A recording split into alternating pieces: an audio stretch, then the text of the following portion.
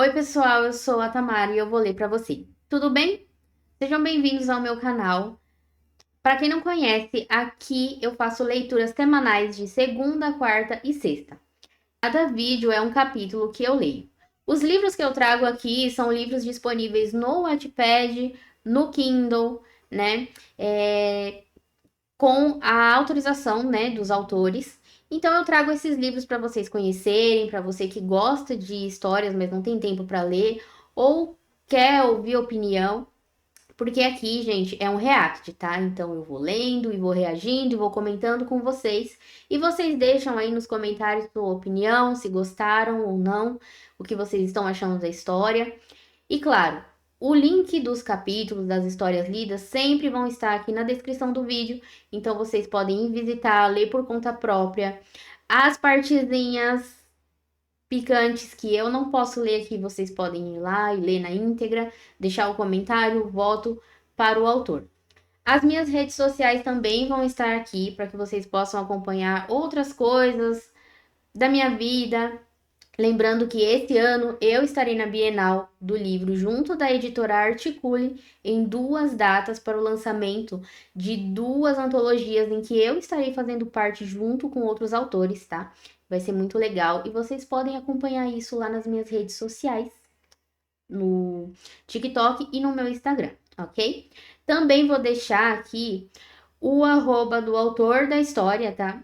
Para que vocês vão lá e conheçam mais do trabalho deles, se vocês quiserem conhecer e saber outras obras deles que não estejam aqui no canal, ok? Então, dito isso, gente, vocês estão vendo esse selo aqui? Esse é o selo do projeto Wonderland. O projeto Wonderland é uma comunidade de autores iniciantes que se ajudam. Então, se você está escrevendo, está no Wattpad, não está tendo retorno, não tem com quem conversar sobre a sua obra, dúvidas, ajuda, crítica, o projeto Wonderland pode te ajudar. Lá, os autores escrevem, se ajudam, trocando votos, comentários e também tem dinâmicas muito legais. São pequenas missões que você cumpre e troca por recompensas. Essas recompensas são pontos que podem ser trocados por serviços que podem ser capa, betagem, leitura críticas, banners e outras coisas que vão ajudar na escrita, na construção e na divulgação da sua história. Lá também tem o projeto Joker. No projeto Joker, com apenas R$ 5, você pode concorrer à versão impressa do seu livro, com capa, diagramação e tudo mais, gente. Olha que legal. Imagina você ter a experiência do seu livro na sua mão como um livro publicado. É muito legal. O link do projeto vai estar aqui na descrição do vídeo. É só você clicar, entra na página do projeto, tira suas dúvidas e participe. Entra lá para conhecer, tá bom? Então, a história que eu vou ler hoje, ela é de um autor que participa do projeto e ele fez as missões dele dentro do projeto, acumulou pontos e entre essas recompensas ele ganhou um react aqui no canal, tá? Então hoje eu vou ler o primeiro capítulo da história dele e depois, se ele ganhar de novo, eu vou ler o segundo capítulo e assim por diante. Fora ele, tem mais 2 autoras do projeto que também vão ganhar o react que eu vou trazer nas outras semanas, tá bom, gente? Então é isso. Sempre que tiver esse selo aqui, é uma história do projeto Wonderland, tá? Então é isso, gente. Vamos para a leitura do nosso amigo do projeto, tá? Olha, eu vou compartilhar aqui com vocês a tela do Wattpad, tá? Então, é o Neto Henrique, o autor. Vocês podem seguir ele no Wattpad. E a história é o Odisseu, o Lobo dos Sete Mares. Gente, eu gosto muito quando a história traz elementos de mitologia. Apesar que eu não conheço muito bem os personagens da mitologia, mas eu gosto muito, tá? Gosto bastante. Como vocês podem ver, ele tem aqui vários capítulos, tá? Até o 14, para que vocês acompanhem. E eu vou começar aqui lendo a sinopse e depois a gente vai para o primeiro capítulo, tá? A capa é bem bonita. Para quem gosta de aventura, gente, é um livro bem legal. Então vamos começar. Odisseu, o lobo dos mares. Em sua busca por um ingrediente raro a mando de uma deusa, Odisseu aporta na enigmática Ilha de Lotus, um aparente paraíso subterrâneo onde os habitantes vivem em um transe de felicidade eterna. No entanto, o lobo dos mares logo percebe que o êxtase proporcionado pelas flores exóticas é, na verdade, uma jaula dourada destinada a apagar memórias e identidades. Isolado e cercado por companheiros que sucumbem ao esquecimento, ele precisa resistir à tentação de abandonar suas dores passadas para desvendar a verdade sinistra que sustenta aquela utopia, antes que sua própria essência seja consumida por uma paz artificial e imortal. Gente, sabe o que isso me lembra? Naruto. Eu lembro de Naruto porque para quem assistiu gente, eu esqueci o nome do jutsu. Da Lua Vermelha lá, quem souber lembrar me fala aqui, Tsukuyomi Infinito, eu acho. Era basicamente isso, viver num sonho, né, como uma espécie de transe ou um coma, mas dentro desse sonho você vivendo o que você sempre quis, né? Então isso é bom ou é ruim, já que é uma ilusão? Isso aí fica aberto, né? Cada um tem a sua opinião. Então, é mais ou menos isso que acontece nessa ilha que o Odisseu, ele vai viver a sua aventura aqui dentro dessa história, tá? Vamos então ver o primeiro capítulo, que se chama O Peso do Tempo. Gente, vocês podem ver que eu já dei uma olhada, tá? Mas eu não li ainda. Já coloquei meu voto, tá aqui a imagem do primeiro capítulo, bem bonito. E vamos para a leitura. Capítulo 1, O Peso do Tempo. Odisseu amava os mares como sua casa. Há muito tinha trocado o convívio humano pelo som do vento e o clamor das águas. Pontilhava os continentes em sua embarcação. Deixava os cabelos e a barba crescerem, selvagens. Se ia às cidades, era para adquirir suprimentos. Tão logo os obtinha, partia em nova aventura. Gente, deixa eu só interromper aqui e falar uma coisa para vocês. Eu não vou ficar olhando o comentário, tá? Porque vai aparecer o user de quem comentou e aí a pessoa pode não gostar, então eu não vou olhar, tá bom? Como eu decidi compartilhar a janela com vocês, eu não vou olhar os comentários, tá? Então, se vocês tiverem curiosidade, vocês acessem aí o link do capítulo que eu vou deixar aqui na descrição do vídeo e aí vocês vão lá ver o que o pessoal tá achando, o que o pessoal comentou, beleza? Vamos continuar a leitura.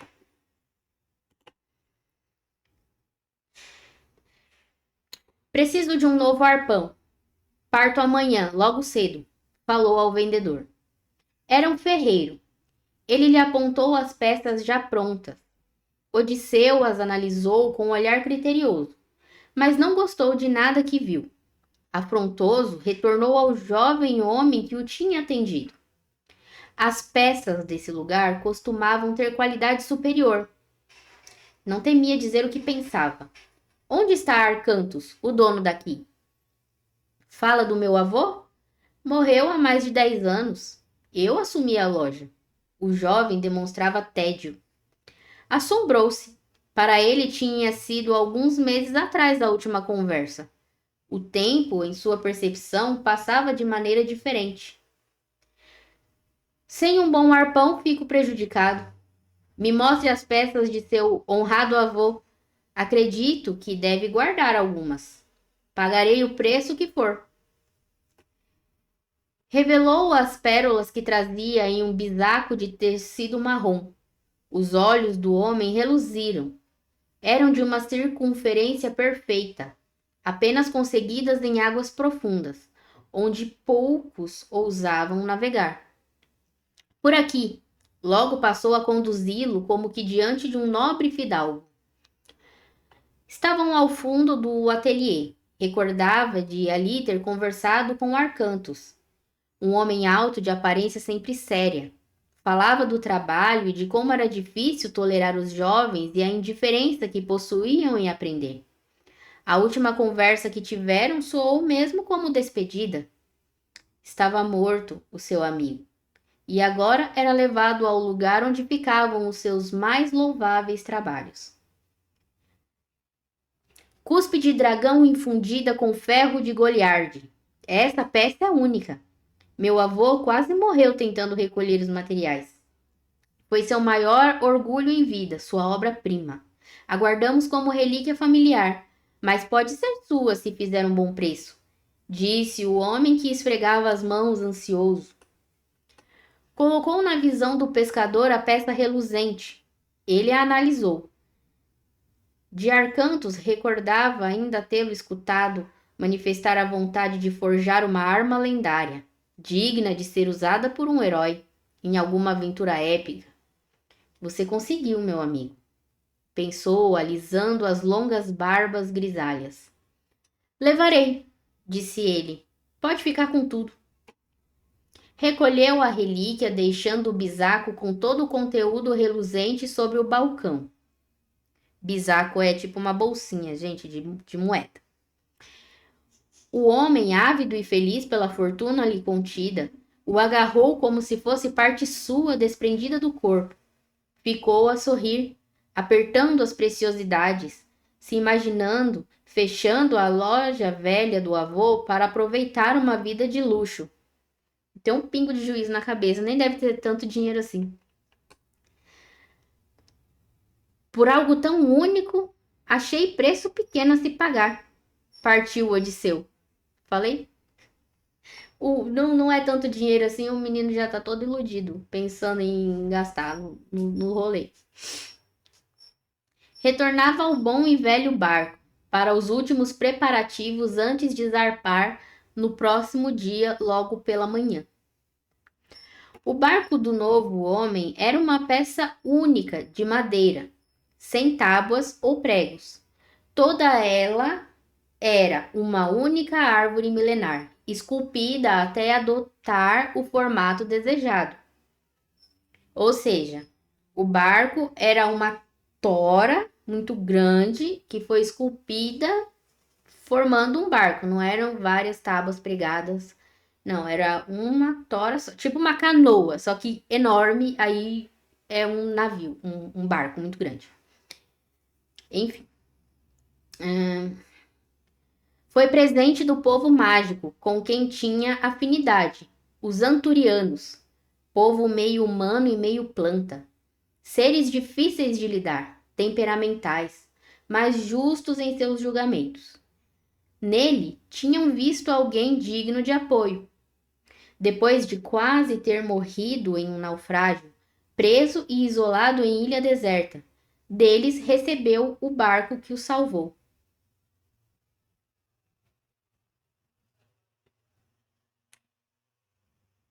Desde então, o guarnecia como fortaleza aquática. Tio, não vai não, choramingava um garotinho. Diante do pescador, implorava alguma atenção, puxando a barra de sua camisa. Odisseu se curvou e encarou nos olhos a dizer: Veja o mar, ele me chama. O rosto do garoto demonstrava inquietação. Nos veremos algum dia. Cuide bem de sua família e se torne um homem honrado. Sim, o garoto remelento sorria.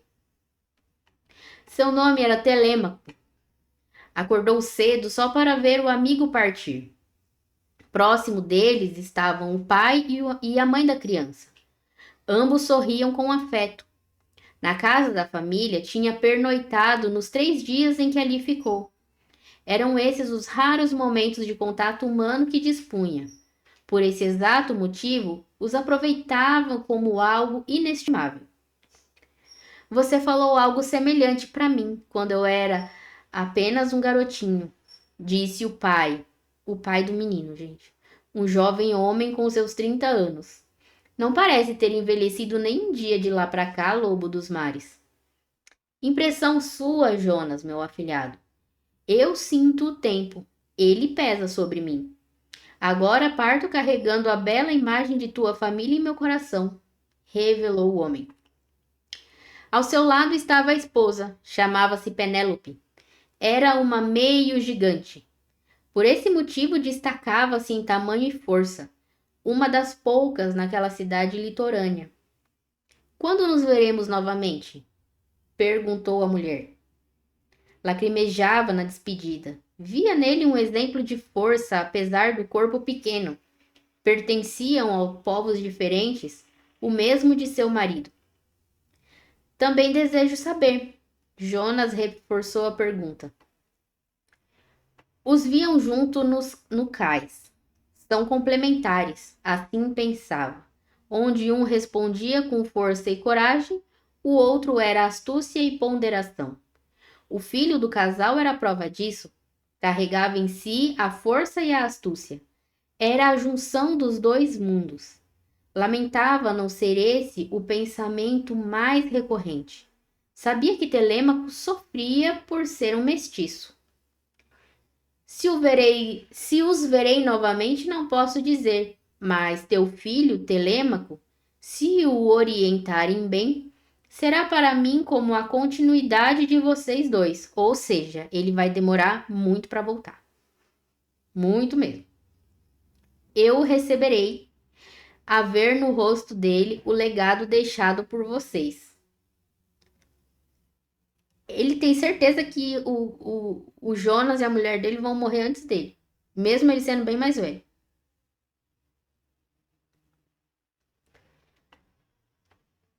Odisseu temia o retorno das guerras. Gigantes e o povo de Jin, a quem pertencia, ameaçavam novos conflitos. Os rumores do retorno do Leviatã anunciavam a ruína. Os ânimos estavam à flor da pele. Temia pelo casal, a quem tinha como filhos. Se as guerras retornassem, voltariam a ser perseguidos. Ah, é por isso que ele tem certeza que eles vão morrer antes dele. Abraçaram-se. Jonas, um homem feito, chorava. Não resistia às lágrimas, diante ao ser que tanta coragem o inspirava. Assim, em meio a essa despedida singela, com os três apenas diante do cais, partiu. O seu destino, incerto ainda, mas ao apreciar Arara, peça feita por seu amigo Arcantos, sabia que o destino lhe reservava águas ainda mais profundas. Fim deste primeiro capítulo, gente. E como eu disse, os livros do projeto Warland, eu só vou ler o primeiro capítulo e aí vocês seguem a leitura acessando aqui o link na descrição do vídeo. Se ele for contemplado de novo com acúmulo de pontos, aí eu vou seguir a leitura desse livro, certo? Eu gostei, como eu disse, eu gosto muito de mitologia, gosto de fantasia até, mas a mitologia me chama mais atenção, né? Então, o que a gente viu aqui é que tem uma guerra que parece que vai acontecer, ele tá com medo disso e ele tem uma missão, né? Então, é uma história de aventura, eu acho legal porque quando não acontece numa ambientação normal, uma ambientação, né, fora da fantasia, a gente consegue imaginar o que vai acontecer. Mas sendo fantasia, sendo mitologia, pode acontecer qualquer coisa. Então isso é muito legal. Eu gosto muito de não ter ideia do que vai acontecer. É muito empolgante. Eu leria mais, né? Mas hoje é só isso, gente. Então vocês podem seguir aqui a leitura. Entrem no perfil do canal, que também vai ficar com o link aqui na descrição do vídeo. Inscreva-se no canal, curta, compartilhe, comente, deixe sua opinião. e até a próxima leitura. Um beijo e até mais.